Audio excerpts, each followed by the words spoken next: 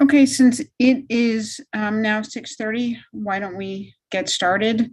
I'm not sure that Billy is back, so I'd like to welcome everybody to the community board meeting. I'm Felice Farber. I am co-chair of the committee with Billy Freeland. We're excited to welcome everybody to the May meeting. Will, before we get started, do you want to say anything about the Zoom process? Of course. I know we have a few new members here, and so this is just a repetition for everybody. If you're not new, but if you are new, welcome. If this is your first time joining us or first time in a long time, you'll notice that you're muted and you're going to remain muted throughout the duration of the meeting. Everyone will stay muted except for the committee co-chairs. And then as we move through the agenda, the co-chairs will call on members of the public and board members who wish to speak. You can participate by going to the reactions icon at the bottom of your screen and pressing the raise hand button. It's not the wave or the thumbs up. Those are the wrong button. You look for a button that says raise hand. Only press it once. If you press it a second time, your hand will go back down. If you're calling in from the phone, it is *9 to raise your hand and *6 to unmute whenever called upon. Be on the lookout for a prompt asking you to confirm unmuting once one of the co-chairs calls on you. If you're having problems, the chat is available for technical support only to help with the Zoom software. It is not to ask questions of the co-chairs. They will never see those chats. If you're using an older version of Zoom, you may need to go to the participants section where you'll find the raise hand feature there. And finally, we encourage you not to raise your actual hand or wave at the screen. There's going to be a bunch of us in the room. We might miss it. We might not be able to see you, and we want you to be able to participate. So if you're having any problems, chat me. I'm here to support. And with that, I'll hand it back over to Billy and Felice, and they can get the meeting going. Great, thanks, Will. And I'd like to welcome all the new members of Community Board 8 to the meeting today. I'm glad to see everybody. Billy, let me know when you're ready to get started as well. Yeah, I'll get this kicked off, and then I'm going to log on from my computer. In classic New York fashion, the trains were not cooperating with me this afternoon, so I just got in. But welcome, everybody. Thank you for coming to the May budget meeting here on the last day of May. Really glad to see so many familiar faces. Our first item today is about the district needs statement process, which, as you all know, we typically deal with in the fall as a board, where we put out both our priorities, prioritizing issues like affordable housing and parks and education in the community, but also each committee goes through key budget requests and priorities, and we list them out, and then we eventually, as a board, vote on what those priorities are. And in past years, the way we've done this is we've often kind of had just the budget committee work on that document, and the process has generally worked pretty well over the years, but we're trying to do it a little bit differently this year. And what we wanted to do is get out in front early in a way that empowers our committees, basically. And what we've done, we've invited committee chairs to this meeting specifically, but we're urging the committees that have subject area expertise on this board to try to meet in June or July or potentially September, but ahead of the fall budget committee meeting, which will likely be in October, in which we vote on the district needs statement and budget priorities. And our thinking is that if the committees meet and come up with, here's our priorities, here's the prior year's statement, and here's what we liked, here's what we didn't like. If you actually vote on that, pass a resolution, or even send us something informally, that gives us as a committee something very specific to work with, but it also makes sure that we've kept in mind your hard-earned subject matter expertise, and also the input of members of the community who will often come to, say, a parks meeting or a housing committee meeting, but who might not otherwise think to come to the budget committee meeting. So we want to get that on people's minds now. I'm going to switch from my phone to my computer, and I'll kind of let Felice guide it from here. But if there are, whether it's committee members or members who happen to also chair other committees of CB8 who have thoughts, we'd love to hear them. And of course, if there are members of the public who have questions about the process or input about it, we'd love to hear that as well. Lastly, before I mute myself, is if you haven't yet, if you don't mind dropping in the chat the current district needs statement, the link to that, it'll at least give everyone a baseline for what exactly we're talking about when we say a district needs statement. And if people are watching on YouTube, if you go to CB8M.com, will correct me if I get that wrong, under the sort of, I think, overview tab or about us tab, you'll be able to navigate to our district needs statement and see it there. So Felice, I guess I'll let you take it from there. And if you want to call on anyone who might have their hand up. Thanks, Billy. And before I call on Rebecca, I just want to add, take a look as well as the description on the district needs statement of the committee and the group needs, in addition to what the priorities are, and see if there are any updates or anything else you want to add to the description under the district needs statement. And with that, I'd like to call on Rebecca Dangor. Well, if we can unmute Rebecca. Hi, I think it's great that you guys want to involve the committees and the co-chairs in the budget process. For this year, I think that the most likely course of action would be the district needs statement could be an agenda item on each committee's September meeting. I think what you could theoretically, because July and June, everything's filling up so quickly, and we want to give people ample time, you could possibly talk to Russell about having an executive committee meet with all the co-chairs to go over, kind of, get the ball rolling on ideas for the district needs statement. But I just think we're really tight for meetings right now, and I'd also try and maybe recommend the budget meeting be in October, as Billy suggested, instead of September. Okay, good idea, thanks. Okay, great. So moving on, thanks everybody for their thoughts on that. And if there are any other suggestions on teeing up for the district needs statement, I'd love to hear your thoughts on that. We're going to move to discussion of the community board's internal budget. So Will, do you want to talk about where we are on the budget? Can you share the screen and we can go through the internal community board budget? Sure. I can walk us through very briefly where we are in the budget process and what it means for what our current budget is going to look like for next year, and then we can have discussion off of that. So first, the fiscal year for the city of New York runs from end of June or from July 1 essentially through the end of June. It does not line up with the calendar year. So we are currently at the very end of the budget cycle for FY22, fiscal year 22. So if anybody hears me say FY, we're talking about fiscal year. The way the budget ends is through a negotiation between the city council and the mayor. And the city council must pass a budget to allocate the money, and the mayor must agree to the budget to spend the money, essentially. So nothing that we go over for next fiscal year 23, is set in stone until the mayor and the city council have come to an agreement on what next year's budget is going to be. But operating with the disclosed documents that we have, next fiscal year, all community boards are expected to receive a total operating budget of $257,500 roughly to cover personnel costs, supplies, and general bills. This amount does not include rent. Rent is negotiated by the Department of Citywide Administrative Services and does not impact the operating budgets of a community board.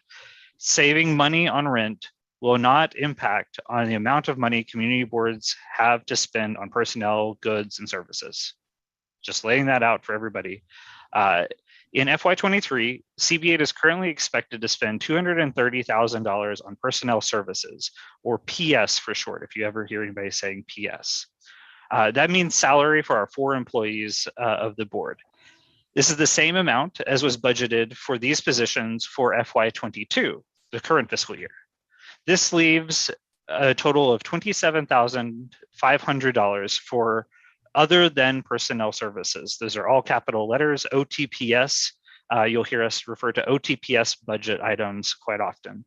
A breakdown of expected costs associated with our regularly occurring bills. I'll go through some of those. The first 2 are wrapped up into city contracts, so our office does not actually cut the checks. They are allocated to specific categories, and the Department of Telecommunications Technologies removes the money each month. So the first 2 are for phone and internet. That cost yearly is $4,500. Then we have a fixed general cost that is $634. Then we have our website services, these for the maintenance and upkeep of our website. That is almost $3,000.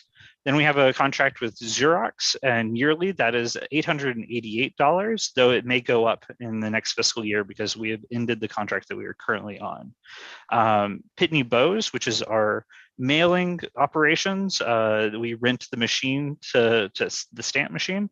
That is a yearly budget of $996.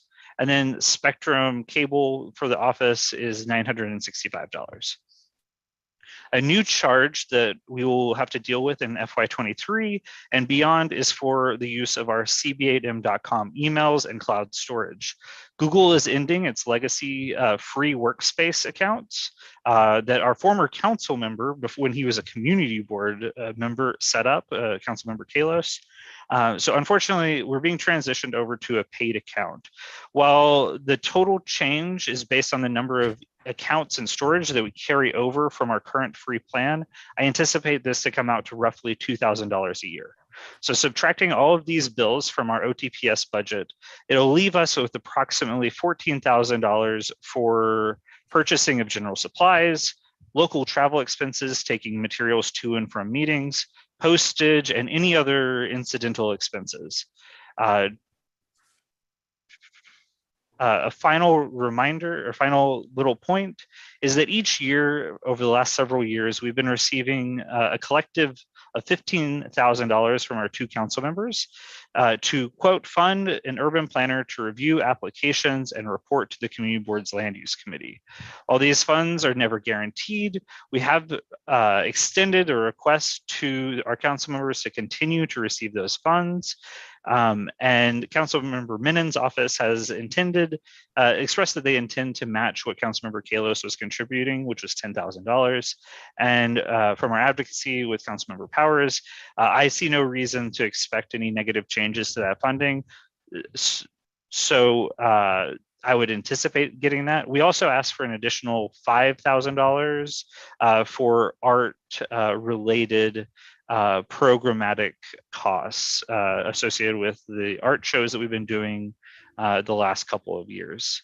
So with that, I think hopefully people understand what our budget looks like going into next year and understand where we are in the budget process. And Will, can just to clarify, the $5,000 for the arts, is that extra funding from the council members, or is that within the existing budget? The request, so none of that $15,000 is currently in our budget because it has to be allocated out at the end of the fiscal year. In addition to that, we asked for an extra $5,000. So in total, we asked for $20,000 from our two council members. None of those are guaranteed, but generally speaking, I think we can certainly count on the $10,000. And then we can probably expect to receive our continued $5,000 from Councilmember Powers. Having been a budget director for a city council member, it is always a hard decision to fund a new group or fund a group more money, because for new items and new things, unless you being the council member, your budget goes up. So I don't know whether or not that money will come in, but it's possible. Okay, thank you. So let's go to questions. The first is Rebecca Dangor, and then after that is Craig. Okay, Rebecca, go ahead. I have just two quick questions. One, is there any way we could see a visual Yes. of what you just reported? And I asked because I'm not sure if I missed it, but did you mention any funds we have left for this fiscal year? And if we do, how we plan on using them? I will say that the budget committee's agenda was specific to next fiscal year. And so my preparation for this meeting was focused around next fiscal year's budget. It was not focused on what we have left. We do, because of a quirk in like the timing of a contract, we do have $15,000 that we received from the city council for the urban planning that we do need to spend before the end of the fiscal year. I can raise this under new business then. Yeah, it's something we have to do at this meeting. Yeah. So I am going to show a spreadsheet. I want everybody to not be worried by the spreadsheet having a lot of different things in it. The way that the city's payment system works is that each time you pay a bill, it has to come out of a very specific budget line that is associated with the type of service or good that you are purchasing or receiving. So there's going to be a bunch of different lines that are in our OTPS budget. I don't want people to focus on those individual things because they're very fluid. There's a reason why I wanted to only sort of structure the broad conversation. But so you should be able to see now a spreadsheet for the FY23 budget. Can someone nod and say that they're seeing it?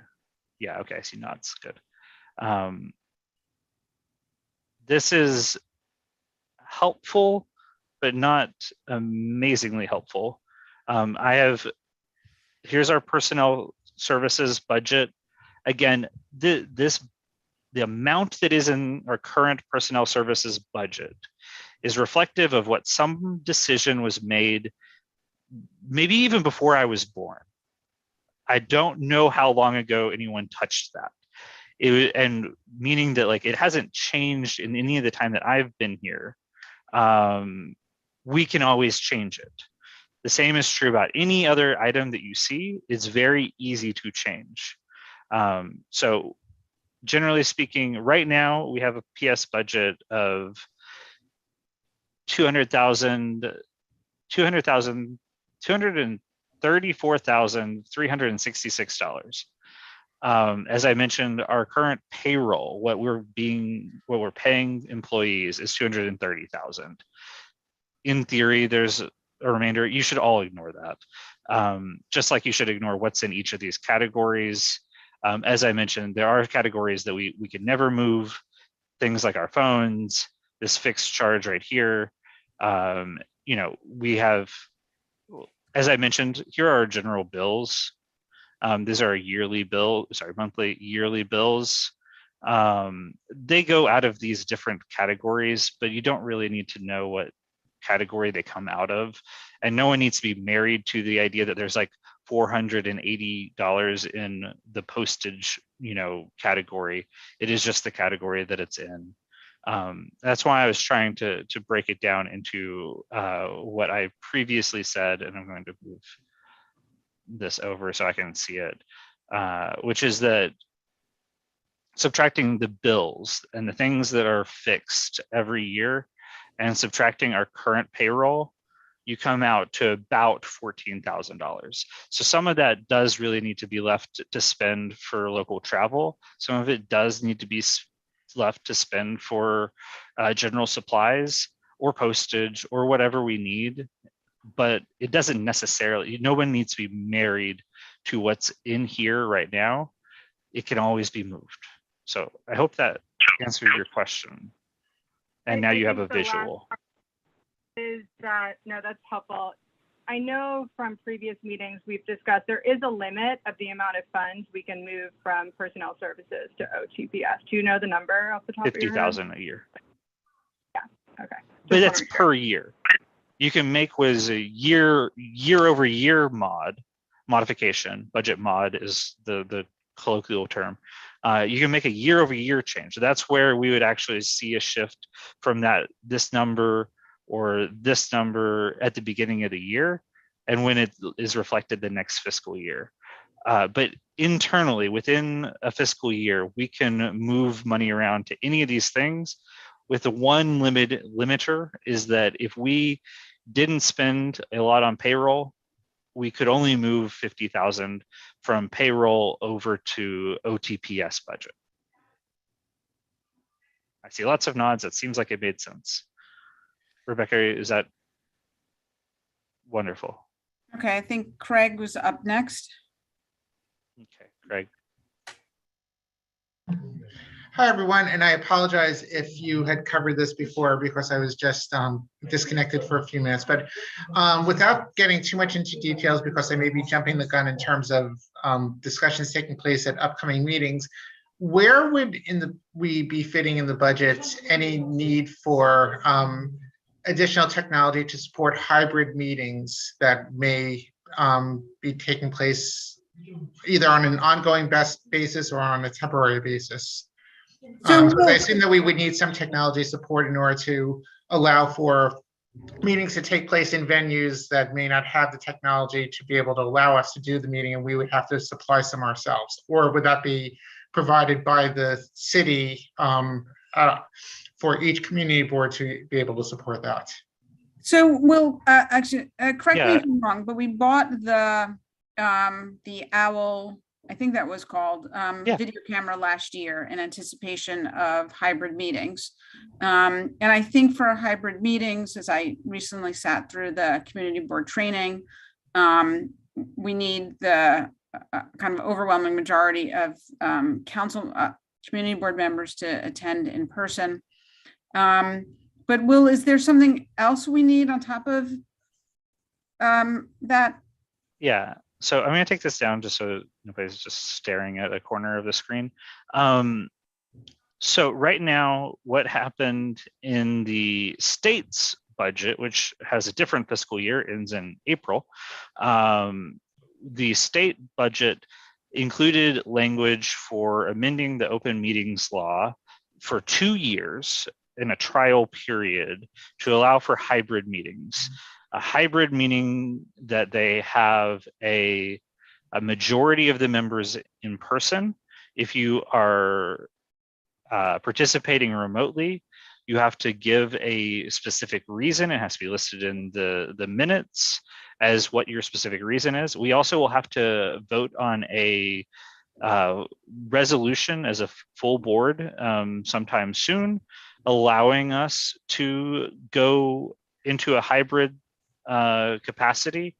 So those are a little bit of the basics there. What we did in advance of potentially going hybrid, or really and truly just potentially going back to in-person meetings, was we purchased these 360-degree cameras, and they have microphones and speakers. They're pretty cool. And you can technically connect 2 of them. And so if you wanted to station one on one end of the stage, one on the other end of the stage, you could capture what's going on pretty well, hopefully. We ended up purchasing 4 of those and 2 pretty lightweight laptops that would be used to connect those at a meeting. All of our kind of the reason why that budget line for phones is as expensive as it is all 4 staff members have a cell phone that has a hotspot in it. So as long as there's a staff member there, that we can stream our meetings through a hotspot. That's assuming that a venue doesn't have Wi-Fi. This is actually what we did in that one weird, blissful moment where we met outside at Hunter College High School a year ago. I thought it was a delightful meeting. Gil Brewer loved it, so like we knocked it out of the ballpark, if you ask me, to get the VP to praise it to everyone. But we used the camera to capture everyone, but we did not use it in a hybrid setting. We didn't allow people to participate virtually. And so I think one of the things that's going to come into, if we want to do hybrid, you're probably going to need to find some sort of either a space that has a projector that you can connect to show the person who's talking on Zoom. So like over everyone's shoulder, there's a like screen where somebody's talking. And actually, if you're participating hybrid, by the law, you have to have your camera on at all times. We can't do the whole turn your camera off and still be counted as voting. You have to have your camera on at all times, which is a major change. And I'll get to Zoom in a second. So we'll have to find a space that would allow for a screen. And so one thing that we might need to purchase is a projector, but it would need to be something that's lightweight and could be carried with us to a venue. Or you would need to find a venue that already has a projector or has a TV. We always did these meetings in the Marymount, Manhattan Marymount College, Regina Perugi room. There was always a big TV in there. You could use that. Like that sort of setup would probably work. Hunter College has those big lecture halls that would be ideal because they actually have cameras already in them to point it at the professor. So as long as somebody is using the lectern and using the regular areas, there's probably cameras that could actually be used better than the little meeting aisles we have. And that may be true. Cornell Tech has a very fancy version of this lecture hall. And then the other thing that the rules for hybrid meetings are pretty strict on is the way that Zoom allows us to sort of really comply with the ADA. As you see, there's a little bubble at the bottom of my screen where you're reading what I'm saying. That's a very special type of Zoom software that only takes place at a high end of the license. Because it's so hard to get, what happened in the past was that the Manhattan Borough president paid for the program for all 12 boards plus his own office now. And that happened last year, happened this year, probably is going to continue to happen. But in the event that it doesn't, what we would end up needing to do is find a conduit, probably. Beta NYC, which is this nonprofit that's based in the borough president's office that actually does all this Zoom stuff for us when they set it up. We would probably need to find a Beta NYC that all the boards would then need to submit some amount of that money to. Right now, the cost of the whole program for the 12 boards is $20,000. So you could imagine taking 1/13 of that cost as a cost that you may need to incur, but that is really and truly a Mark Levine question, whether or not he wants to continue funding our Zoom. Otherwise, what is 1/13 of 20,000? And it's my understanding that they do plan on continuing that for fiscal year 23. And Rebecca, they've already told us they're going to do one more year. Yeah. hand raised. Is there something you wanted to add? Yeah, I mean, last year we discussed this during this meeting as well, that we would ask, we would plead for the continued support. And I think if we wanted to, even though it's assumed that he's going to continue it this year, we could send a letter on behalf of the committee asking for the continued support, because as well, it's board, each individual board could not afford the level of Zoom that we have without it being a package deal. So it really has to it can only really happen this way. And so I think that's something that we can consider doing if we want to, make sure we have all our ducks in a row. Yeah, I asked Tricia at the community board orientation that the Manhattan Borough President's Office led. And so she indicated that it was continuing for the fiscal year 23. We should just get that confirmed, but I believe that will be continuing. Yeah, they've already paid for it up through April next year, because they have to pay it all in one lump, and they started in April, if you all recall, when we went into lockdown. So it sounds like that, aside from potential nominal cost, we're well positioned to be able to absorb any remote hybrid meetings over the course of the next year. And that would include, and I guess this is my last question, the ability for a presentation to occur in person and for that to be able to go out via Zoom to anyone who's attending or viewing it from outside remotely. Yeah, that would be, it would be no more difficult than what we're currently doing right now. Just required an applicant. Let's say because you were the transportation chair. Let's say the DOT wanted to come and present a new project that they're doing. They would just need to send me the deck in advance. This is for if we're doing an in-person meeting and streaming it.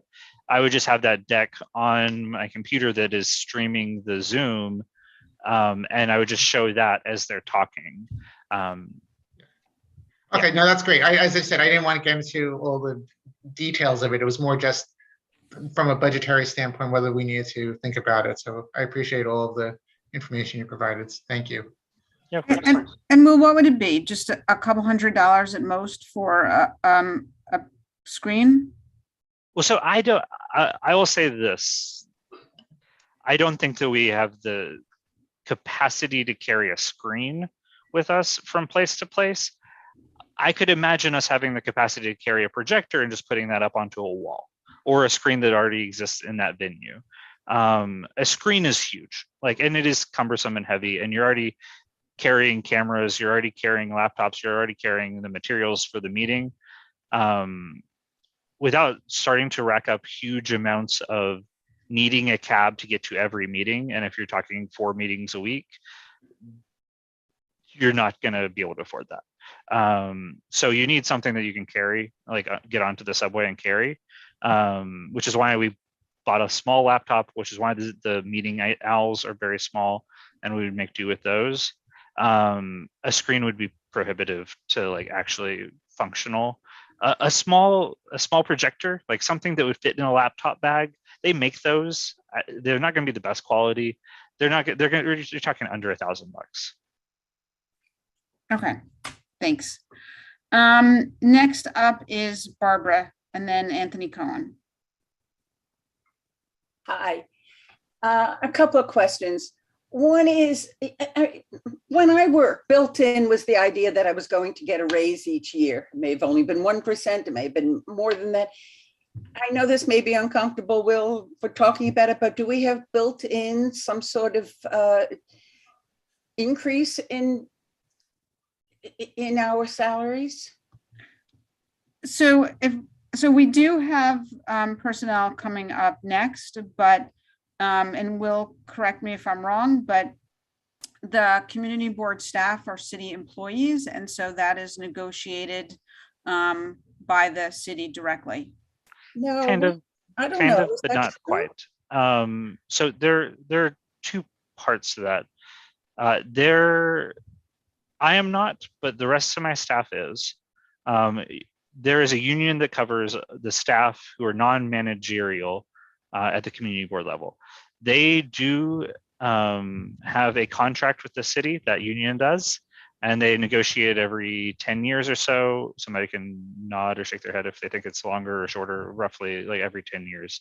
And in the most recent renewal of that contract, there was a cost of living increase that was stipulated into it that was 3% over like 3 years over that, some parts of that 10-year period. And that is where like our budget will actually go up that amount. And so we don't need to actually filter into that the city covers when they negotiate that contract. Any merit-based increases, if you're discussing that, that is a board by board decision. Yes. And you would need to vote on that, and you would actually need to discuss that in a private session.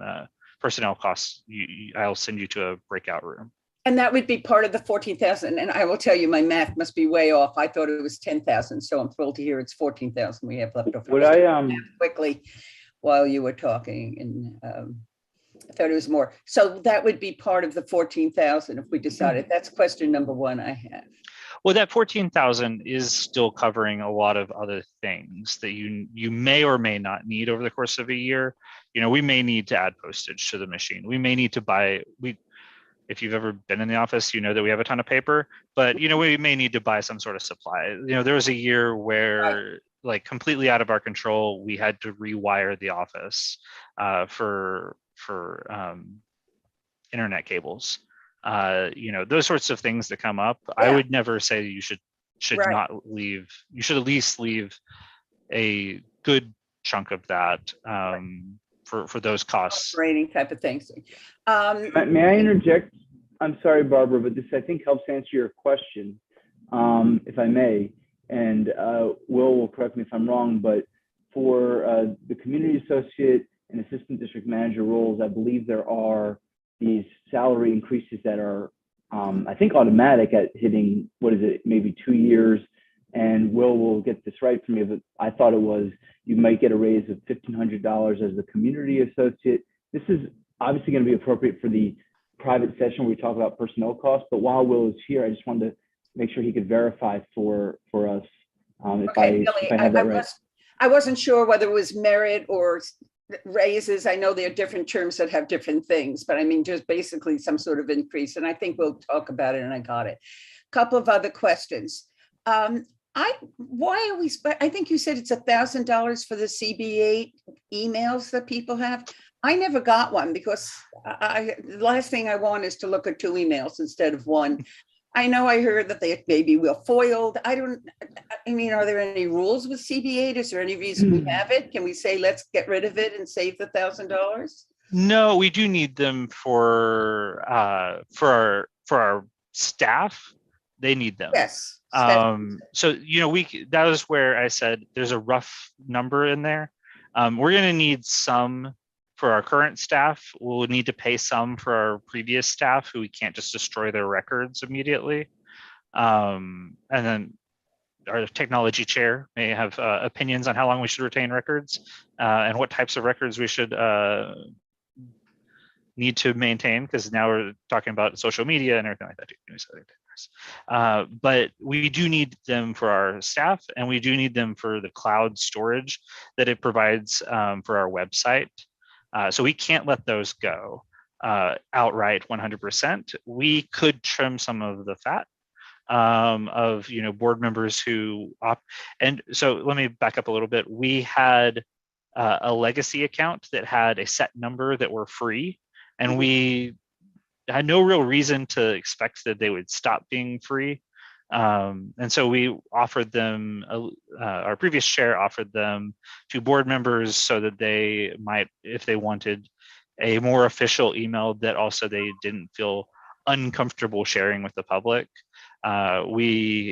Which is like, your personal email. I don't personally want to give out my personal email address on a Zoom that, anybody can watch in perpetuity. So it was a practice that we changed over time, that we now need to readjust a little bit. But that number, it basically will be however many we decide to keep at a certain price per month. And then, you multiply that over the number of months in a year. So nominal change up or down in that cost. But I anticipate you need to allocate $2,000 for that, just because I think that's about how much it's going to end up costing. Boy, it's a lot of money. It's a lot of money, but it does a lot of really cool and good stuff that we use. And I don't think that there's unfortunately, I don't think there's still a free option that is near the equivalent of what we get. I think Rebecca has something to add to that. Okay, but I'm not done with my And then we'll question. go back to Barbara. Yeah. Okay, so two quick things. We also need to always have an official CB8 address for the current chair of the board. Mhm. Before we eliminate anything, we need to catalog all the emails we have, because things are still subject to FOIL, so we can't just get rid of. Like Alita Camp, who was a former chair, has a CB8 email that she used during her tenure as chair. We can't just get rid of that because that's a lot of public information. So we should do a catalog. I will also say we don't need to offer CB8 emails in the future to non-chairs of the board.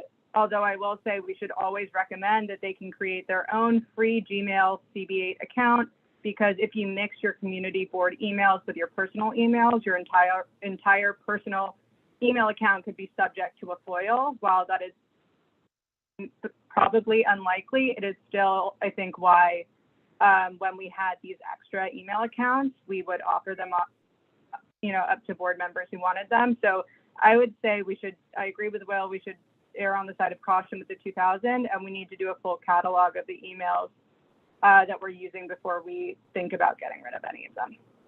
Yeah, and I'm not advocating for the people who have them really to get rid of them if they're using them.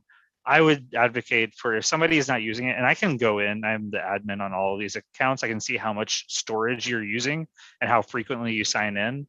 And if you are not signed in for the last month, 2 months, 4 months, and you've only used like the tiny sliver of your account, you probably should just transition back to a free version. But if it's something that you've been using consistently and it's very clear, I would say we don't need to kick these people off. You guys, unfortunately, hate to tell you, you have term limits. They're only 8 years.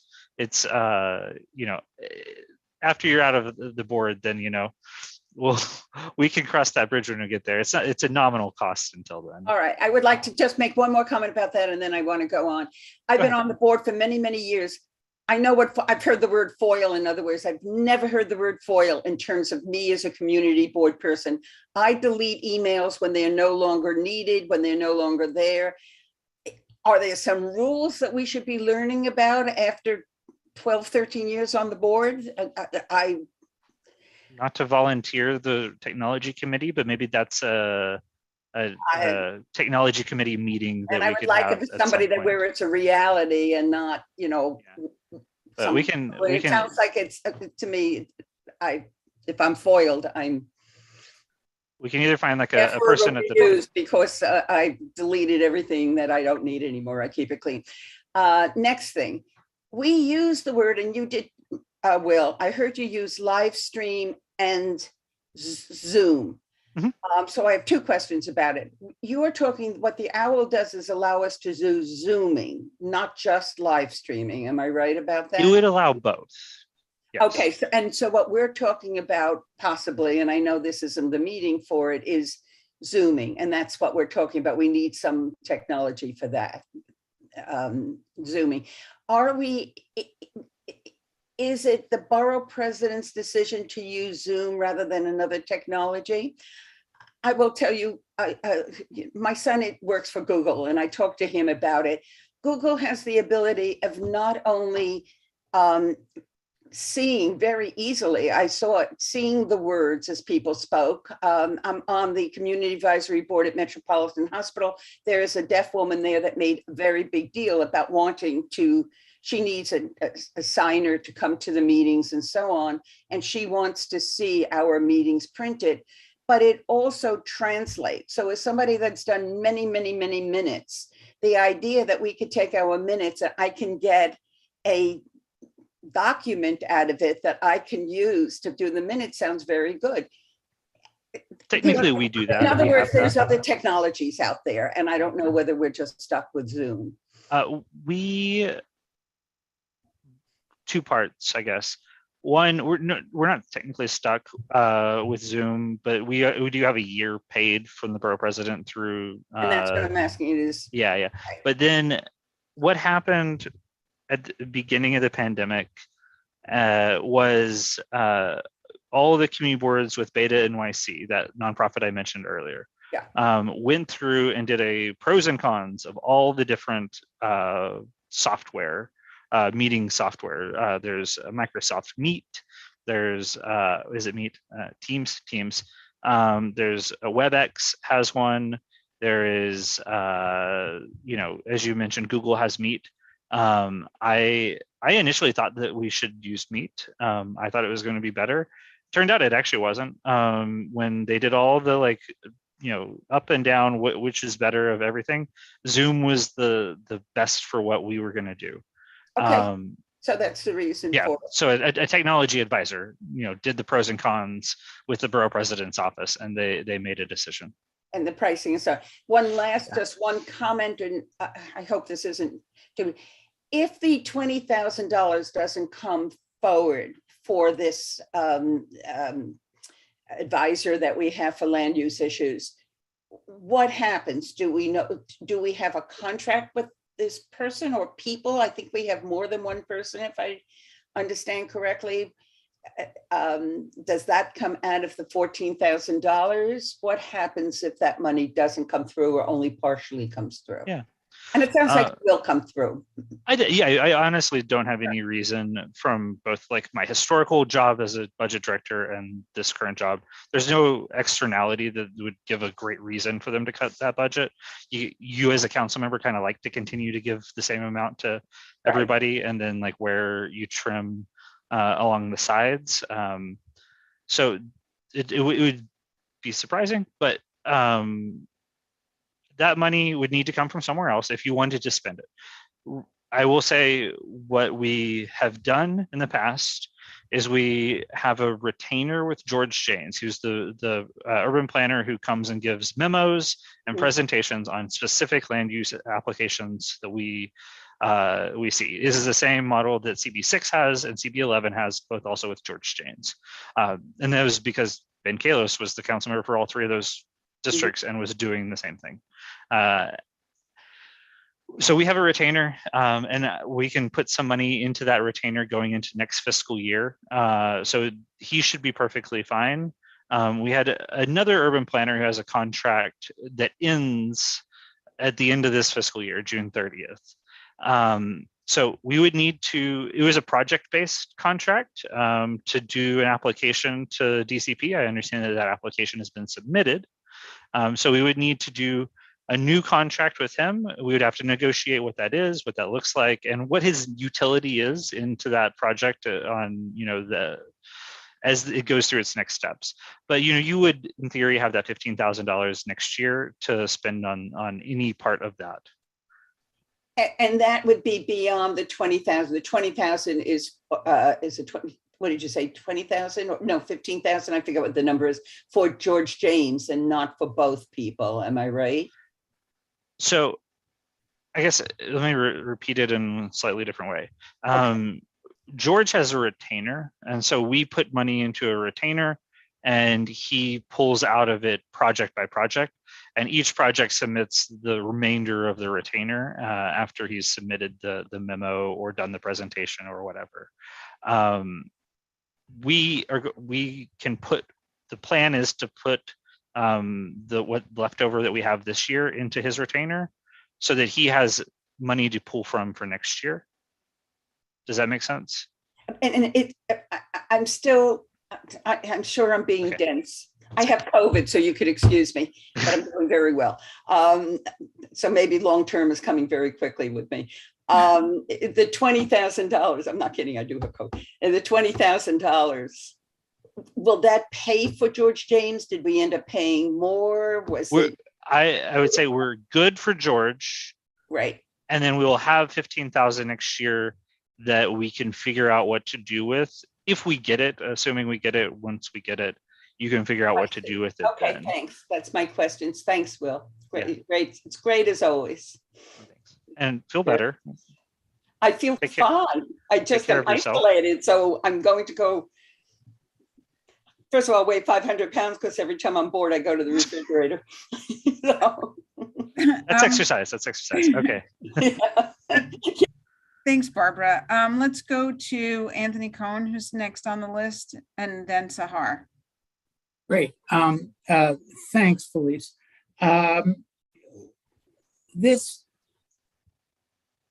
Barbara's questions actually segued wonderfully into mine.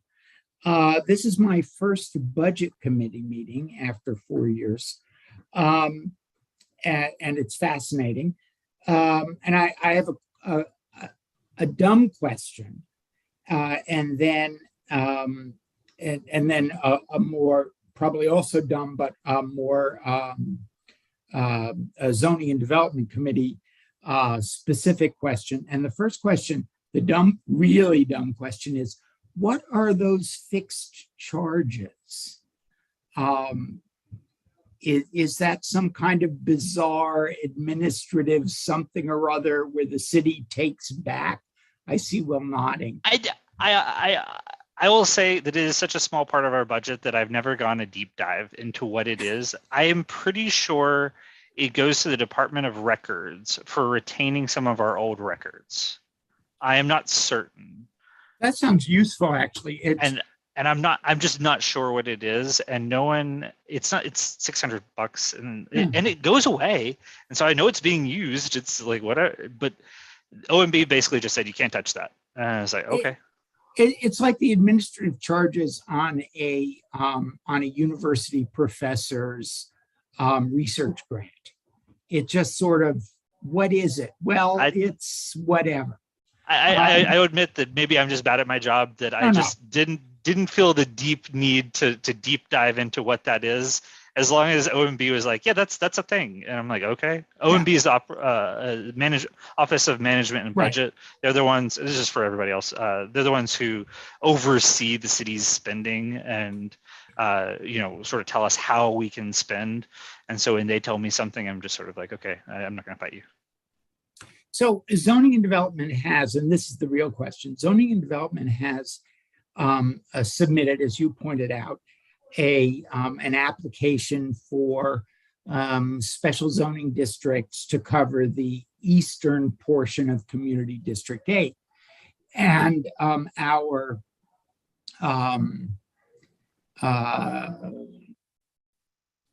planner, architect, author, Tuck Edelstein, has obviously his contract runs out end of the year, and we're going to need more money for him. And I'm just asking the dumb question of how we get that. And is that part of the CB8 budget process, or do we just go hat in hand to each government official in order to try and get the money, or both?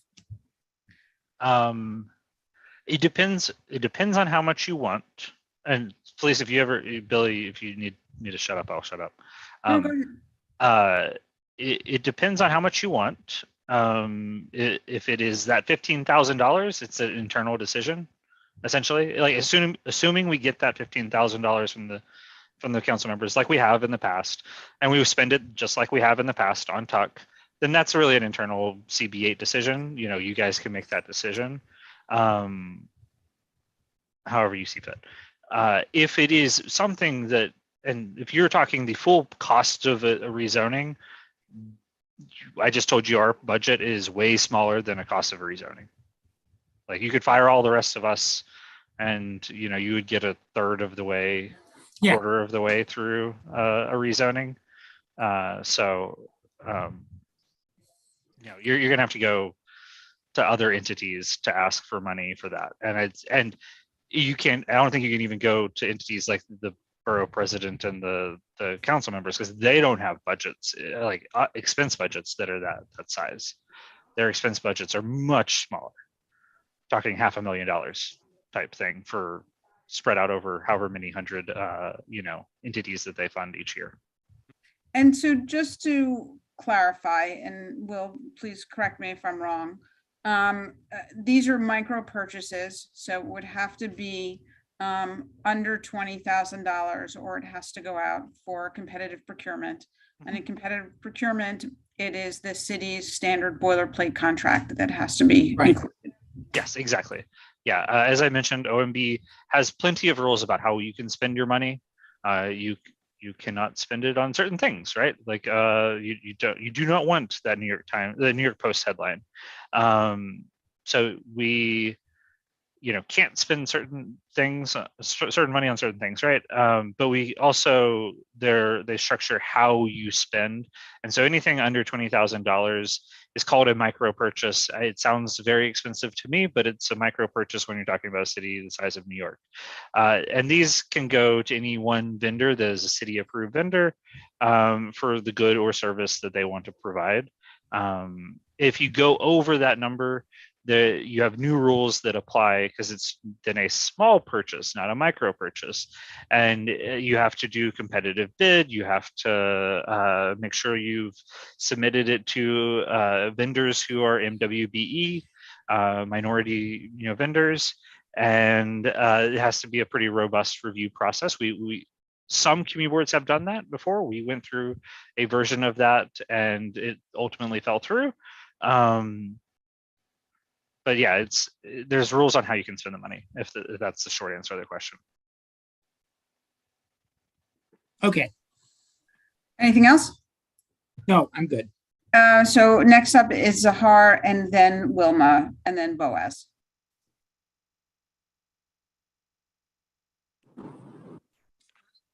Sorry, my thing. Hi. First of all, Barbara, I hope you feel well soon. Secondly, I just wanted to ask Will, and I'm again new, so please pardon me if I ask any silly questions. I wrote down the whole budget that you showed, and I'm like trying to understand everything. What is for the local travel? What does that stand for? Yeah. Does that entail? There are no dumb questions when talking about budgets. Like there is difficult. It is stupid spreadsheets and stupid city rules that are not stupid because they're very helpful and they keep us out of trouble, right? So local travel is if the staff member or whoever needs to take a cab to a meeting. Because back in the day when we did our in-person meetings, we would roll up with these two big orange suitcase looking things that were filled with tablets. Prior to that, we would show up with like 2 boxes of paper that were just the meeting materials for each board member to go through during a meeting. And so I know you all think I'm strong and just incredibly buff, but I can't do that. I can't put that onto a subway. So no, we can use a taxi for getting all of our like big bulky materials to the meeting. For our average like street life committee meeting or parks committee meeting, back in the day, again, speaking pre-COVID, I would just get on the subway. I would take a box of material that was like, small and whatever, and I would leave that at the meeting and it was just like pens, paper, and, agendas. But at full board or any big meeting, I would need to bring like a lot of equipment, and we would have to put that in a cab to get it there, and then we have to put it in a cab to get it back to the office. So Will, so this 750 reflects what was spent this year, right? No. And that's why I didn't really want to show that spreadsheet, because that spreadsheet is the decision that somebody had at some time to allocate softly what would be spent on that particular subject in one year. We don't send $450 worth of mail every year. that's just period. But it's still there, and that's why I said it's all very soft. I didn't want you guys to look at each of those little categories, because there is I don't really need to show you guys.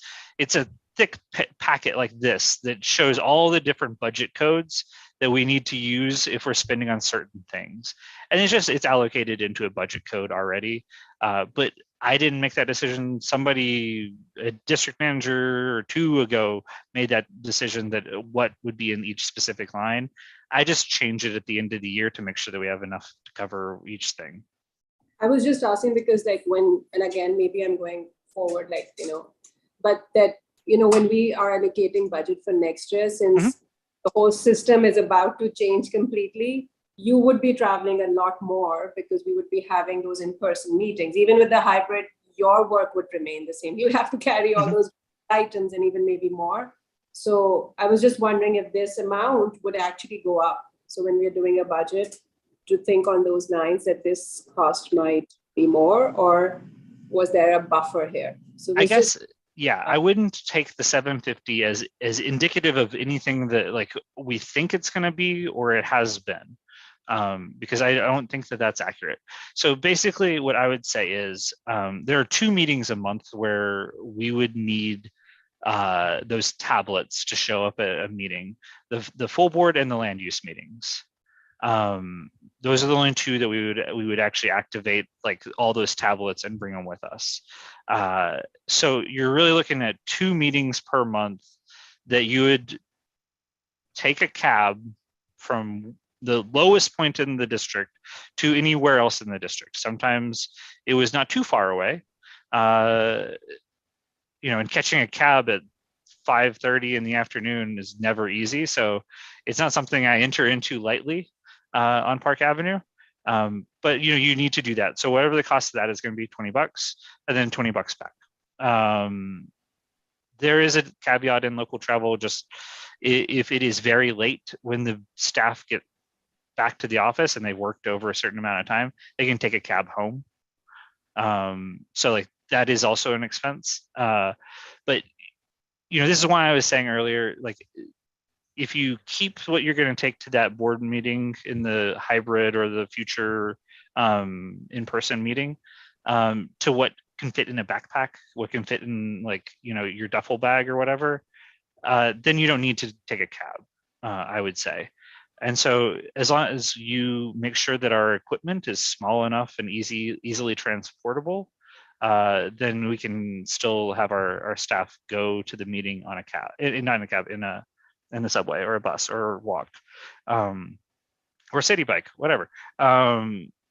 But if you make it where, like when I was talking about like a screen for, I'm 6 foot tall, a screen is usually 6 foot wide at least. And, you can't really carry that plus a briefcase that has a camera and a laptop like onto a subway very easily. So I think like that's when you're getting into like the category of you would then change how you get to the meeting. So basically all that TLDR, don't buy a screen. Don't make us carry a screen. Got it. Anything else, Sahar? Oh, Sahar, you muted yourself. I'm going to unmute you just in case you had something you wanted to add. Oh, no, shoot. Sahar. I'm so sorry. My battery died. I'm so sorry. So yeah. It's okay. How much of that did you get? And do you? I got most of your answer. Okay. I think I got it, that it is not a fixed number that we should really look at. But this is just something there and it can move around. It easily can move. Like, yeah, twice a month, maybe when you need to take the tablets, and that's more. So probably like what I think you have answered, that more or less the amount might remain here when we are looking at the budget. So thank you. Yeah, I think it does seem like a reasonable amount. I would. Great. I think that's what I'm trying to understand, if it's reasonable or just because life is going to get different now since we're moving it back to like in person more. So would that be needed? Yeah. Thank you. Thanks. If you think of maybe $100 a month, I think that puts you close to 750 to 1,000. Okay, I mean, let's, other people can critique how much you think a cab will cost, but that's my hypothesis. so let's move on to Wilma Johnson. Hey, Wilma. Hi. I was a few minutes late, so I'm not sure if the capital budget was discussed. So we're just I- talking about the internal community board budget, but the initial part of the, I guess, capital budget about the district needs statement was really asking Yes. folks to start thinking now and talking within the community about the priorities for the district needs statement. So when we get to the October meeting where we're setting those priorities for the district needs statement, that all the committees have had time to really think about it and weigh in to either the members of the budget committee or attend that district needs meeting to talk about what your needs are. Okay, so the district committee meeting is in October, you said, right? Correct. So it was just asking folks to kind of tee up for that meeting so that people who are more informed about the issues and more engaged in the details can weigh in on where the priorities lie. And that money starts in July 1st, or does it start further in the year, at the end of the year? That budget. The process is in October, we submit our district needs statement. The agencies in the city respond somewhere in January or February with their responses to our district needs statement. We then have a certain amount of time to respond to their response. And then the budget gets passed June 30th and to take effect July 1st. June 30th of next year. Correct. Correct. Okay. That's I just want to talk to somebody before October about 3 special things that Stanley Isaacs needs. But I need to let somebody know ahead of time. I've been trying to call different people about this on how to get on special needs that our community needs. So I'll wait for the October meeting, but the needs that we are asking for are before October, but it is nothing we can do. We just have to wait. Okay, well, I will also take a look at the district needs statement for last year and the priorities and let us know whether those items are actually included, whether it is it's properly rated from your perspective as a priority, if something new should be added, if something within your. Well, this is the first time we're asking for these 3 things. So I'll see. This is the first time we're asking for these 3 things. Okay, So, if you need any help walking through the district needs process, I'm happy to help you and to point you in the right direction on the district needs statement. okay, and who's this? Felice. Speaking. Barbara Lee? Felice, but Will can help you as well. Okay. Okay, I'll get in touch with you. Thank you. Yeah, Wilma, you can always call me too. Okay, so next up is Boaz. Go ahead, Boaz. Okay, guys, good meeting so far. 2 questions. So first of all, comment and a question. Comment to Barbara. There is a transcription in Zoom. I'm using transcription. For example, I didn't know what is FOIL. I just copied from the transcription, Google it, and now I understand what it is. So there is a transcription, live transcription. It's doing very well. It's very good. My question to you, Will, my first question is, what about the hybrid meeting? I read in the news that June 8th, that's the date that, I don't know, I should put the suit. I'm going to meet you all. What's going on? That's my first question. My second question and a comment, Anthony Cohen was saying that this is his first budget meeting. That's actually my second budget meeting as a public man. member. I've been here last year as well in May, and I asked the same thing that I'm going to ask now. Is there like a report success? You know, what did the community board was doing in the last year? What the success story? What was the impact of the community board? Let's say that next year we said we take the money, we give it back to the Upper East Side resident. I mean, what are we going to lose if you connect my dots? I mean, is there like a nice report that we can show people what did the community board did to them in the last year and so on? And I think it's important. Yeah, thank you. That's all for my end. And Rebecca, I think you wanted to say something related to that. Yeah, so before I ask my question, I'll respond to that. So forgive me, I forget what month it was, but recently Michelle Birnbaum led an initiative with, I think, a college student to kind of research at least the board's track record with resolutions turning into action. We can find that for you and send it to you. In terms of the actual district needs statement and budget priorities, I'm thinking of our dear departed Barbara Chalky and her rant at the beginning of every meeting, which is they never listen to us. So I cannot guarantee that we can really give you any evidence of success in terms of our district needs statement and budget priorities. What you could do if you're interested is look at the past years, and you'll see pretty much consistently there's at least 10 big things that we've asked for every year, and we keep asking because we're trying to not take no for an answer, but they don't really listen to us. But maybe that's something the committee could take up, is kind of turn it into an actual report of the success of funds allocated to our request. But there was a report done relatively recently in terms of resolutions and actions, but not in terms of the budget. Well, and I looked at some of the capital projects, and there is stuff that actually has been built, and that were community board priorities.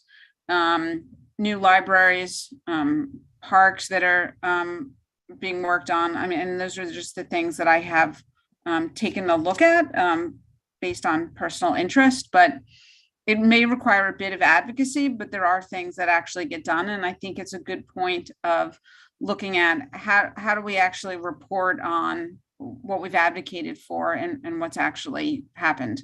Yeah, and I would echo that there are plenty of things in our district needs statement that are very pie in the sky. Like the advocacy for more affordable housing, it is a well that will never run out. Like we will always need more. But then there are things that we've advocated that are very hyper specific. A new kitchen at Stanley Isaacs, we got that. We advocated for it, we got it. An air conditioner at a library, we advocated for it, we got it. So you can look at those and see some of those very specific things.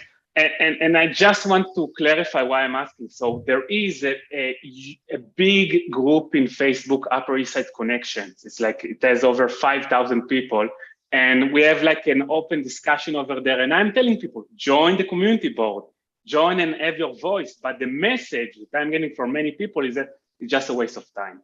That's the reality. And I want to show them some data, some report, and I can send you out into your inbox, Will.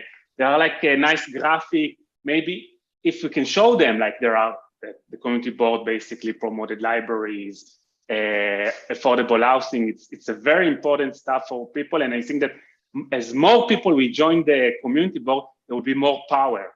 You can rally people to the decision maker.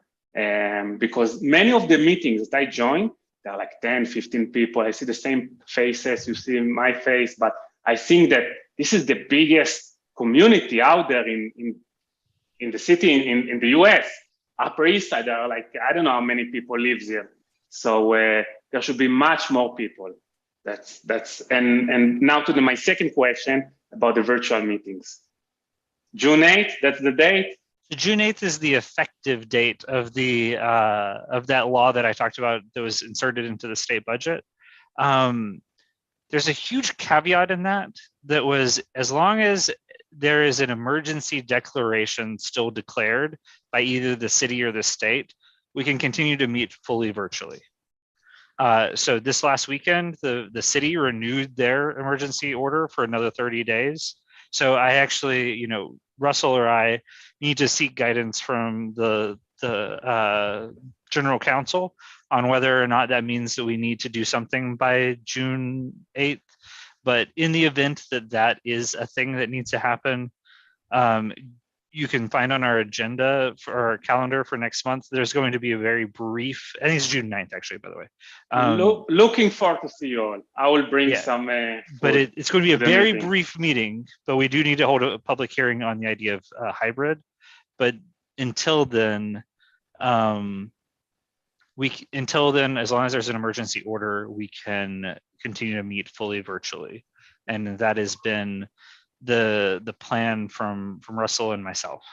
Will, snacks on me. I will bring snacks to the next meeting. Oh, snacks. For everyone. Thank you. So before I go into my comment, there's one other thing, Boaz. I would highly recommend telling your friends and for you as well to come to the January-February meeting of the Budget Committee, which is when we go over the response to the district needs statement and the budget priorities, and you'll see kind of the responses we get from the city. And that's a great time for community outreach. You know, if they say, oh, we don't have, you know, funding for this item, or we funded this in a certain way, that's a great opportunity for the community to get involved, to kind of amplify our message. I just wanted to echo something, Sahar's point, which is we're really in a state of unknown, and we do have some funds we could move around. I mean, there's also a chance that our board is not going to be in favor of hybrid meetings, which means all committee meetings will have to be in person. I mean, hopefully, you know, I'm glad we have the cameras so they can at least be live streamed, but I would be in favor as well of moving some of the surplus funds for next fiscal year into the travel expenses as a safety measure. I mean, that's something we always kind of figure out how we're going to spend the extra funds in this meeting, and we'll raise that in new business. But I think we should follow her words and kind of move a little bit extra into that item. Okay. Before going to folks who've spoken already, if we could just call on Lindsay, welcome as a new board member, and let's unmute Lindsay. Hi, thank you. I'm starting my camera too. I just had a question on something that Will just said about how, you know, there's the pie in the sky initiatives, and then there are the ones that are a little bit more concrete. And I remember last time around when I read this, it seemed like everything that we put in there was like, this is an absolute must need. And I wanted to know if we think it's maybe more strategic to like prioritize instead of saying everything is a good need, or if it doesn't much matter, because if nothing's listened to in the first place, you might as well just say you need everything. So I don't know, as a new person, what the sort of strategy is there. I think what we're looking at this year is asking for folks, our committees, to give it a little bit more thought in advance, so that we can really have the experts, so to speak, weigh in on what the priorities are and how we can really target in what we can do that can be accomplished, and have a little bit more thought going into it up front.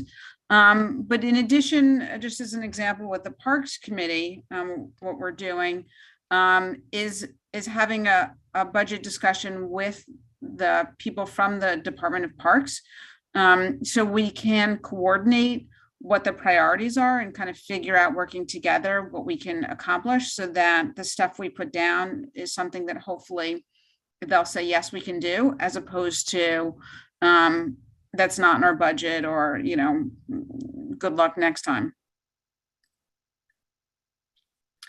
Rebecca, you wanted to add to that?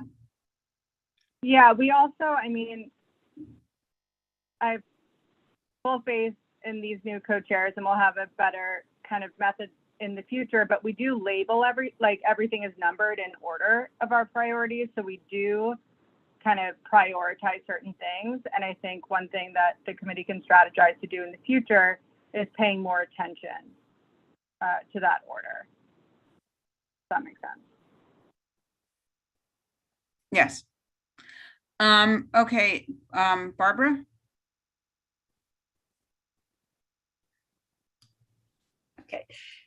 I'd just like to make a comment to Boaz, who I really appreciate. Boaz comes to the meetings that I have been co-chairing and always has something good to say, and has commented that we don't have enough people showing up. So I'm going to rely on Boaz to get more words out. We can do it. I remember Michelle's document that was a tremendous piece of work that she did, really worked hard. And I think the end result sounds scarier than it really is. I think that we have two types of resolutions. Some are cut and dry. Some of them, like, do you want this restaurant to have liquor? And it's easier. Others are planting seeds sometimes. I think that we have a lot of resolutions where they may have not happened then, but it starts the talk about what should be.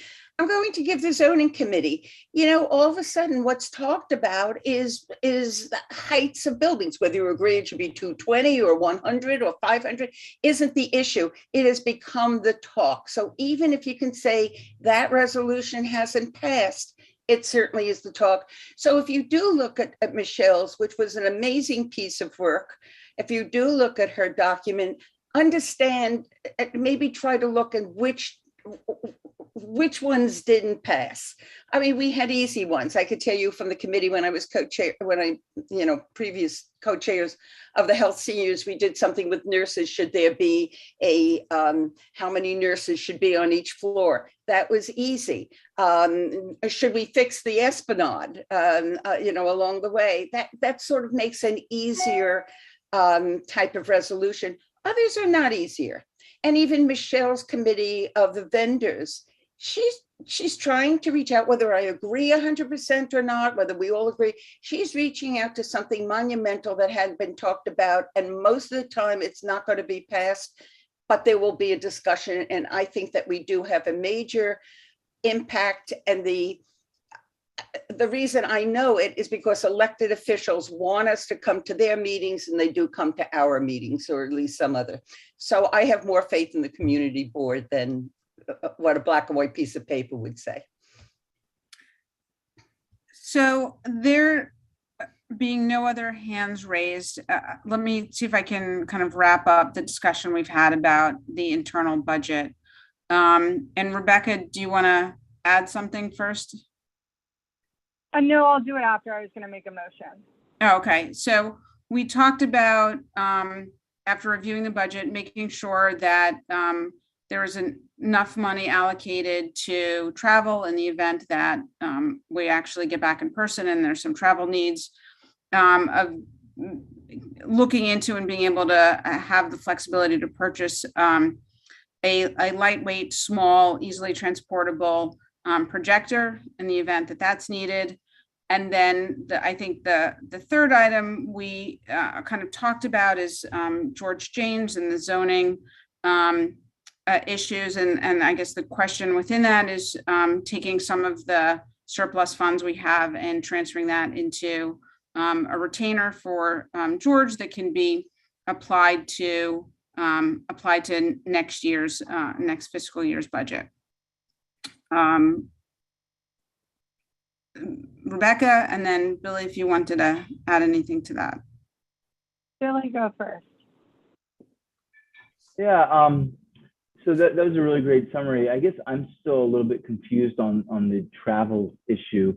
If you go back to our budgets of a few years ago, the line item was $750, as it is now in the spreadsheet we'll shared. And even if we go into hybrid, we presumably won't have the level of travel that we did when we were always in person. So my thought on it, and I really appreciate the perspective that Sahar brought to this, but I guess I'm still sort of learning. My thought is that if anything, that budget should probably stay flat, or potentially that's where you could get some savings. Because I'm very interested in looking at this OTPS section and identifying where we don't need to spend as much or budget for as much, and potentially how that money could then get allocated to what we'll be discussing in the private session, which is raises for office staff. So I guess I'm trying to look at this and the potential resolution that we may be about to have a discussion on, in comparison to the discussion we're going to have in the executive session. So that's, I guess, one thought that I have. The other, though, is there's going to be some, I guess, unpredictability as we transition to the hybrid, and I think any resolution. And I'm trying to still understand what I can say as a co-chair versus is this advocating versus what am I doing here? But I do think any resolution should definitely be calling for. I apologize for forgetting to mention it earlier, but urging the borough president to follow through with the continued funding for Zoom and hybrid measures. I think that would be appropriate. So those are just a couple thoughts I wanted to share based on the conversation I listened to. Can I also chime in? There's one thing that we didn't discuss because it isn't highly probable, but it is something that I think we should also laud our borough president for. I internally at a meeting at the borough president's office advocated for, and we've talked about this in the budget committee before, increasing community board budgets. We are one senior advisor for the mayor's worth of budget every year. So we are not each community board is not occupying a lot of budget, and a very insignificant raise of across the board, all 59 community board budgets. If you put $2.5 million into all, not just individually into each one, but all 59 community boards, that $2.5 million would be enough to hire an employee at a base level for every community board, or spend that money on higher wages for whoever. But you're talking about like a rounding error. And so I mentioned that the borough president's office took that and ran with it and included it in their advocacy to the city council and to the mayor on next year's budget. So, well, can I ask you? Sorry, one of the things at the community board orientation was asking everybody to get off the Manhattan borough presidents, or get the recordings of the Zoom meetings off their server or cloud or whatever it is. They're running out of space. Is that a cost issue that we need to account for? No. So basically, the TLDR, if district managers like me downloaded their meetings in a more expedient fashion and deleted them from the internal server, they wouldn't be close to running out of space. But it's fine. Everything's fine. Okay. That's them telling you to light a fire under DMs like me who only download their meetings once a month. Whoops, hope the BP's office is not watching. And Gail, is there something you wanted to add? Go ahead, Gail. Well, correct me if I'm wrong, but I think that what you're really saying is one of the reasons you were hesitant to kind of show some of the line items is because there are so many unknowns. You've got a couple of fixed expenses and OTPS, but for example, Billy's point is also well taken, as is Sahar's. We don't really know, will transportation costs be, greater than they are right now? What about other OTPS items? Mm-hmm. So I would frankly, and this is up to you, Will, but I would rather have Will have more flexibility within running the organization for us from the administrative vantage point. He'll know when he's going to overrun in certain areas, but he's going to come in short in other areas. So I wouldn't want to specifically say, let's increase X amount, for example, for local transportation, and then find that, no, what Will really has to do is spend more on another item. So I think that we can certainly, what would be probably helpful within the end of the first or the second quarter is to take a look at those line items, kind of see where we're overrunning, where we're under, and then it just makes it easier. But certainly from the vantage point of running the administrative side of the community board, I think that Will should have a little more flexibility. Yeah. within that OTPS budget. And what I would, thank you, that agreed. I totally agree. What I would say is that from a procedural standpoint, well, number one, we're talking about very small amounts of money, really. But you all, from a procedural standpoint, there's nothing in our bylaws that say we need to approve the internal budget every year. We do it sort of as a pro forma and as a good government thing. You guys should make me come to you and tell you how we're spending our money and everything like that. That's honest, good government. But you don't need to vote on every line item. And that's the reason why I didn't want to show you the line items, because they're what was the old line, whatever, they're not real and they can be moved, and we just make them up. And so seeing them in their little categories is sort of like, it starts to put them in boxes. But it's why I wanted to run through all the bills that are really fixed. That Xerox machine, we need that Xerox machine. That stamp machine, we need that, to lease that stamp machine. Our website, it is needed. The emails, they are needed. And then everything else after that, some of it can go away. We don't need to buy as much paper. We don't need to, our general supplies fund was overfilled, but we would end up spending it because it was there, and we would need a new computer. We would get new chairs in the office or whatever it was, right? But you guys don't need to vote line by line, purchase by purchase. And the idea that like a public hearing, a public meeting would be needed for me to buy a box of paper is one that like is not a functional system, right? And so I'd say that you guys are probably more voting on, when you vote on the internal budget, you're voting on the structure as it is and the mission as it is, not on each individual item. So Will, in the era of use it or lose it, what's the dollar amount that we have left over this fiscal year? And Rebecca's hand is up, that we would want to put towards something. And I will turn that over to Rebecca. Yeah. I think Gail, was Gail done? I'm sorry. Go ahead, Rebecca. It's fine.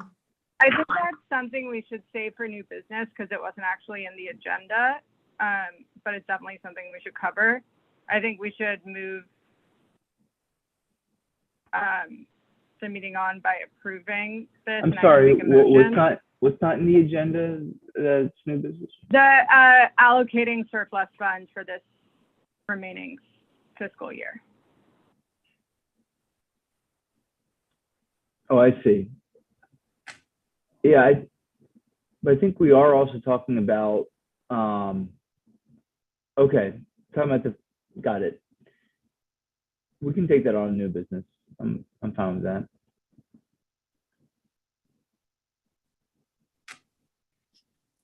So I'd like to move to approve the internal budget for fiscal. Well, before we do that, I had one question I have for Will. And if you don't mind, Rebecca. Yeah, go ahead. Will, is there, just because we're just talking about these general supply charges, is there an amount that you're comfortable carving out potentially? I don't know whether the committee's interested in this, but carving out and setting aside for discussion as to, this money could remain in the general supplies budget, OTPS, but it could also go toward our discussion around personnel salaries. Is there an amount that you're comfortable with? Because what I'm taking away is that we want to give you flexibility, but that there's a large chunk of OTPS that, frankly, we may not need, or we almost certainly won't need, such as a lot of the money that's going toward paper. Yeah. I would say, because I don't want to say they're OTPS and not OTPS, because they're technically in different spots. And that's the reason why, again, I didn't really want to show you the annoying chart. But there is sort of unaccounted funds that are not set aside already for personnel payroll or those ongoing bills, and I came up to that being like 14,000 roughly. Of that 14,000, you know, I would say probably make sure you have 1,000 at least for local travel. Make sure you have probably 4,000 or 5,000 for supplies, whatever they are, and then external, like just weird stuff that could happen. So like if you want, I would make sure that if you're really like focusing in on that 14,000, 6 at least of it you're locking in as that we're going to spend that in our OTPS budget for local travel, for just sort of all the externalities, the buying paper, the buying new stapler when the stapler breaks, buying a new computer if the computer broke, you know, that sort of thing. Right. And if we wanted to allocate additional funding for, or not additional funding, but pre-fund, I guess, George Jane's retainer for next year, do we have the room to do that? Where would that fall in? Is this something we're talking about in new business? Yes, that's new, but I mean, that falls into that category of what we're going to talk about in new business. But yes, there is money left over. I do not, I'll be honest, I prepared for next year. I did not prepare for what's left in this year. But there's money left over in this year. And there is definitely enough to pre-fund certain things that we do, including George Jane's, that it is worth doing, and I was planning to do. That was the sort of general plan with the money we had left over. Okay, thank you. So Rebecca, sorry. So I'll make a motion, and if it's seconded, I'll speak to it for a second to just explain. But I move that we approve this preliminary internal budget for fiscal year 23 with the stipulation that Billy addressed, which is that we maybe consider writing a letter reiterating the support for the funding of Zoom, that we understand that what we're voting on now does not include the closed session to discuss personnel costs. And I would also, I'm happy to withdraw this, but I would say I would like to see local travel increase to 1,000. I think that is just a safe, well, I guess I'm speaking to my motion. So if that's seconded, I'll speak to it for 1 second. And do we have a second? Judy Schneider. I mean, I think the reason I say that is, again, this is kind of a preliminary thing, and we can raise it again in Q2, but we do have surplus funds. So if that money is not spent, it's not going to go to waste, but I think it's better to kind of err on the side of caution there. So that's my motion. Okay, so I guess procedurally, should we vote on the motion now? Only when somebody calls the question. So you can still discuss the motion that's on the table. Okay, Gail? I'll call the question. Is there a second? Judy Schneider. Okay, is there anybody opposed? Yeah, if you're voting no, abstaining, or not voting for cause, please raise your hand now, and I'll unmute you to indicate what you are voting. And then at the end of this, I will read all of the board members who are in the meeting.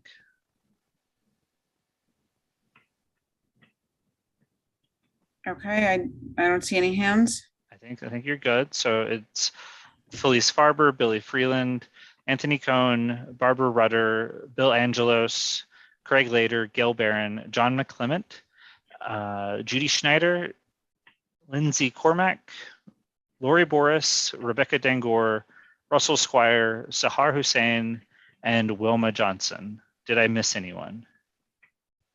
Did you get Russell? Sorry. I did, yes. Okay.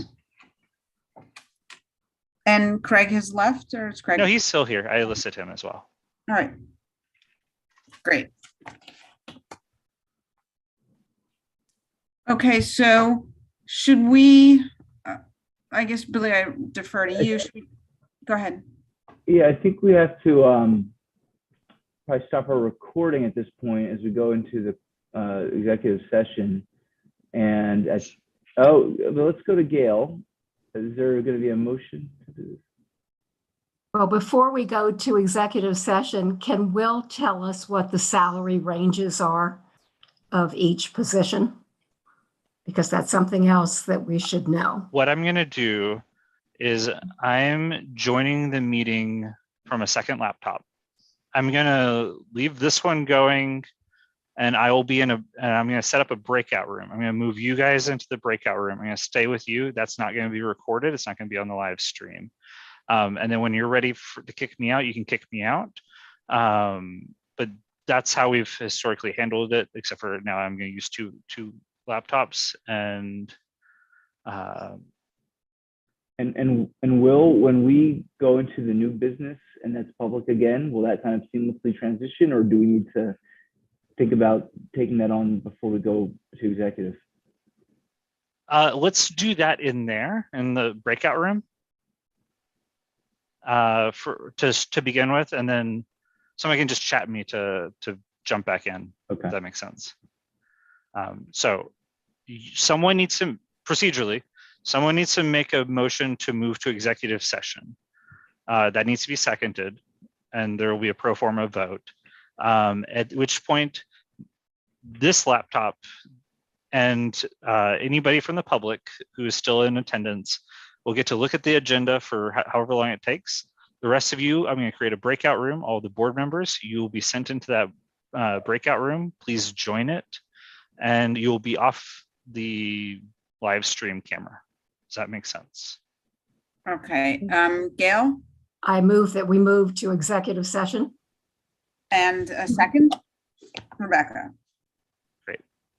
Any voting no, abstaining, or not voting for us? Great.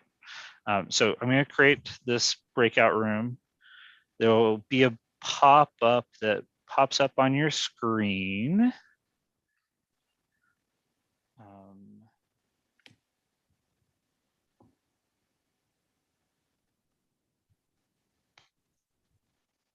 So forgive me as this takes a second.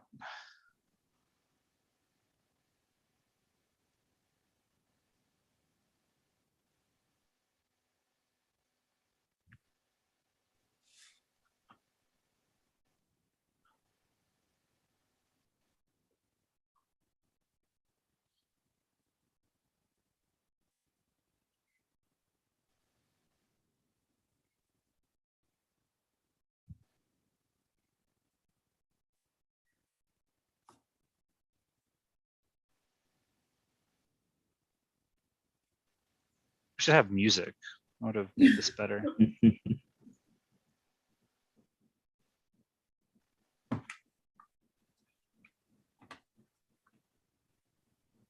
All right, so there should be a room that opened up for everybody.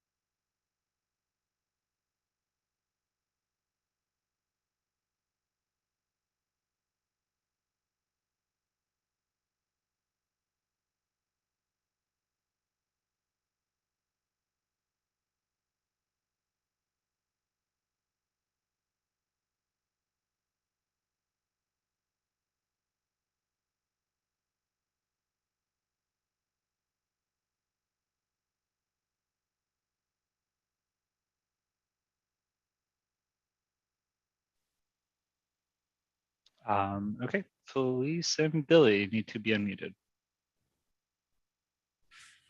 Thank you, Will. Felisa, did you want to take the lead on the new business or? Sure. I believe we are up to new business, and the question asked from Rebecca, who had to leave, is she wanted to propose funding for an iPad or some other technology to board members who do not have the ability for or the current technology to do video conferencing in the event that we go to hybrid meetings and you need to have your screen on at all times in order to be counted as present for hybrid meetings. So I don't know if we want to have a discussion about that or go directly to a motion. And we would have to figure out what the best technology options are. Judy? Yes, Will, those tablets that you give out to us, couldn't they be given to a member that couldn't attend a meeting? They could. So that part of it we have covered because we have enough of those, and then they would of course have to be returned. But the part, Billy, you brought up, paying for the internet, that's another whole issue. And I don't know how you handle that, and how many people are on the board that don't have internet. That could be quite a costly number. Well, I guess you could do an iPad that has internet based on it. And if you were you had a couple of them and you gave it to folks for the meetings. Because you could pay for the cell phone service directly on the iPad. I would need to do it, what the city contracts are with those. But we could consult them and see what our options even are.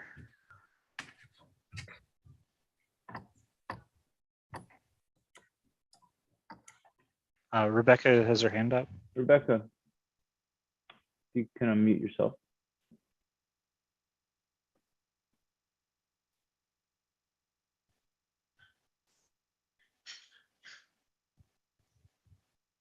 Does Rebecca have the prompt to unmute? She does. So whenever she may have stepped away to get something. Okay. Well, I guess while we're waiting for Rebecca to come back, it's tough to sort of budget for this without knowing how much it would cost us to do this. And forgive me if I missed it a moment ago, but I don't think the iPads that we have, the tablets we have cameras. They have cameras. They just don't. You could do a video call off of them. You just would need to access Wi-Fi somehow. Okay. So we already have the technology. It's a question of, is the person who needs it, do they, is the reason why they haven't joined by video, is it because of Wi-Fi at home? Is it because they don't have a computer or something else? Would they be comfortable using the iPads? I could imagine someone not being, but we do have the technology, and I don't know. I mean, I wouldn't imagine that you could budget to provide Wi-Fi or something like that for someone's home. Maybe like a hotspot, perhaps. Will. I mean, we could do some sort of. I think what Felice, I think, was the one who described it. We would just have to get an iPad that had cellular data service. If that is something that the city will allow us to get. Right. I mean, I'm not even sure we necessarily know yet, among our members for whom this would be most necessary, how many would plan to be virtual. This may be a moot point if that group of people, for example, says, well, I prefer to be in person.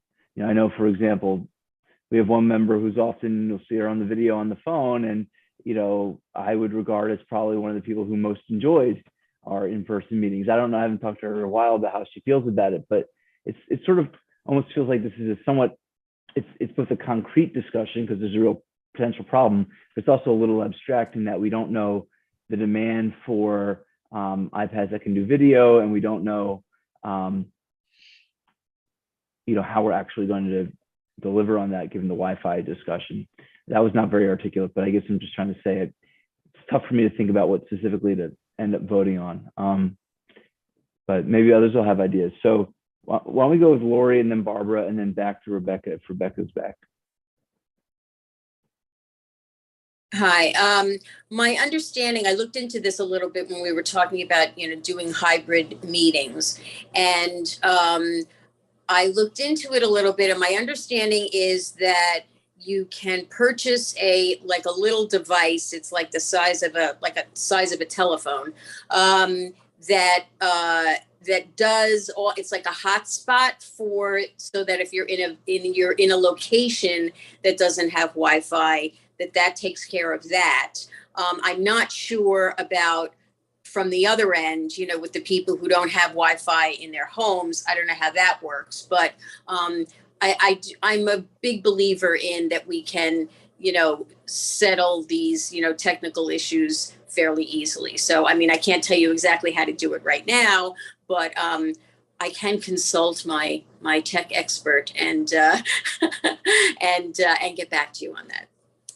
Well, and I think just to throw it out there, a low-end iPad is about $350, a little bit less, and it's like $20 or $30 a month for the cellular data plan for these things. And I guess the question I have is this something that we want to explore conceptually?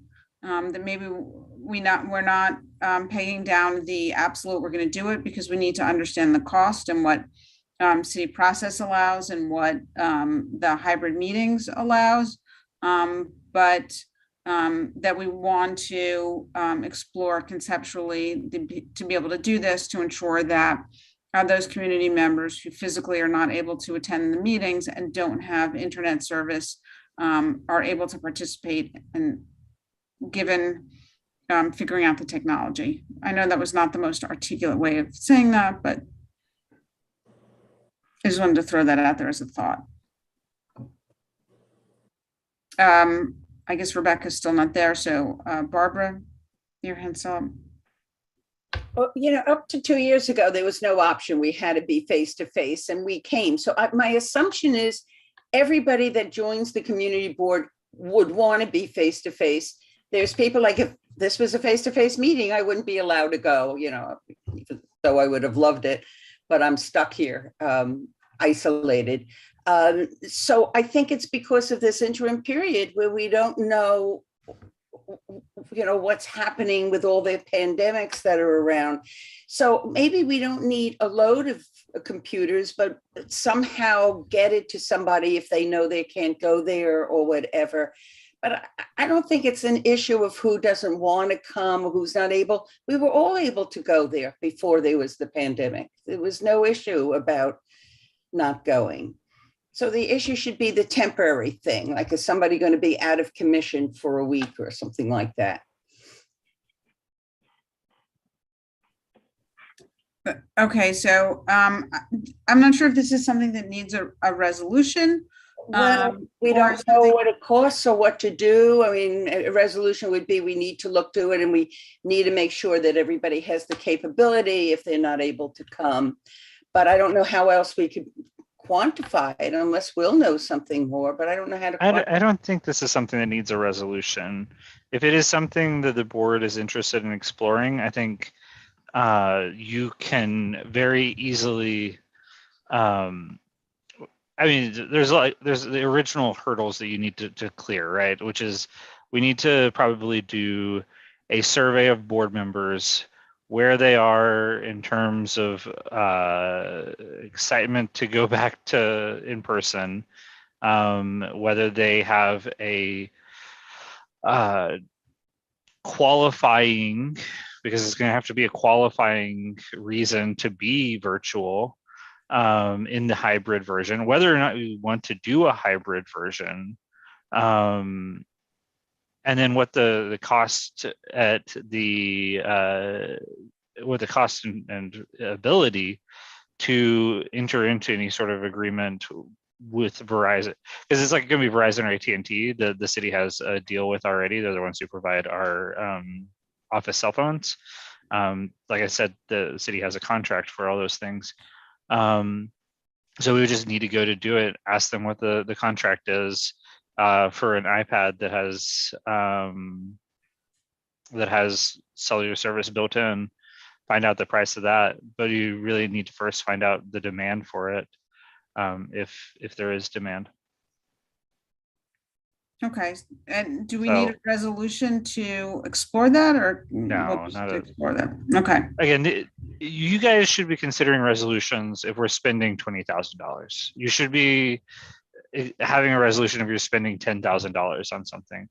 A couple $100 is really, that is the cost of buying paper or whatever, right? Like setting a standard that if I need to buy, if I need to get the office rewired because the wiring broke, as it did 2 years ago, 3 years ago, and had to set up a meeting to do that, I don't think anybody would ever advocate for that being the model. So we're talking about something that's very cheap here. We can explore it, discuss it with Russell, discuss it with Felice and Billy, and if it looks like it's something that we need to do, we should do it. Right. okay, thanks, It Bob. seems like there's a consensus here that it's something that's okay with, that we're all okay with. Lori, do you have anything you want to say? You're on mute. There we go. Can you hear me now? Yes. Just one last thing that when we're talking about doing a hybrid meeting, I want everyone to consider the fact that it does have incredible benefits for those who are disabled and those who are parents. And I don't want to dismiss the benefits that are provided to that two group of people, which we want to be involved in the community board. So that's the thing. Like when Will was saying, well, we'll have to like prove, that you need to, do a hybrid thing. I mean, well, I'm not sure that that's the case. I mean, that this will be up to. No, that's the state law, Lori. Like that's the law that they passed. If you want to advocate against the law that they passed, then we should. I would agree with you that it was a poorly written law, but what they gave us is that you have to have already passed a resolution saying these are the allowable excuses for going hybrid for you as an individual, Lori, to be hybrid. These are the allowable list. Then going into that meeting, you will have to email the office or email the chair of that committee, and you'll have to say, I'm not coming in, I'm going to be virtual for this reason of the pick down list of allowable reasons. And then on the minutes, it'll have to say Lori Boris not present for blank. Okay, do we have a list of those reasons? Have we seen them? You guys get to create them. That is the good thing. But they have to be like allowable and, per, I think the law said like extreme circumstance or something like that. But we have, the good thing is, and this is really not a right now conversation. This is you guys need to have this public hearing and public meeting about this.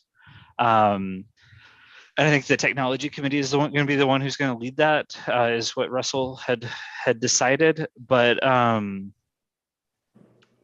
when you have your meeting, when you set out that resolution, you're going to have to pick the allowable excuses. But what we do have, because you guys are all approaching this sort of later in the ballgame than some of the other community boards, we do have resolutions that other community boards have passed in Manhattan. So we have probably 4 or 5 already, and they're going to keep coming in the next few days, that you guys can borrow from to borrow the language that others have done. So is there other new business or a motion to adjourn? I don't think Lori was done. Oh, sorry, Lori. Oh, I'm sorry. I just want to be clear on this. Do we have a meeting set up? First of all, when do we have to do this? And B, do we have a meeting set up in order to discuss this? There are two parts to this. Right now, there is a meeting set up to functionally pass a like a short-term extension to allow, and I think that the plan was to use other language and then debate over the summer what the real language you guys are going to end up doing. But as long as there's an emergency order in effect, I think, and I have to confirm this with the BP's office and the general counsel, you guys can continue to meet fully virtually. And so you don't need to actually act on that that first thing. But So is the emergency order in effect until when? Is there a date? The end of it was extended. They're extending them 30 days at a time, and it was extended over the weekend. So you have 30 days from this last weekend. That is the city emergency order. The state emergency order actually ends the 16th. And so it could be renewed. So like you could be jumping 2-week periods at a time. Right. And that's sort of where we've been over the last little while. I'm sorry, I don't want yeah. to cut you off. And it's an important conversation. We've kind of talked about it already, and it's getting late, and it's not really a budget issue. I apologize for that. Is there other new business, or I see a couple of hands up. Rebecca, I'm not sure if she's still here, if her hand's still up. Craig? I motion to adjourn. Second, Barbara? Thanks, everybody. We're adjourned. Thank you all.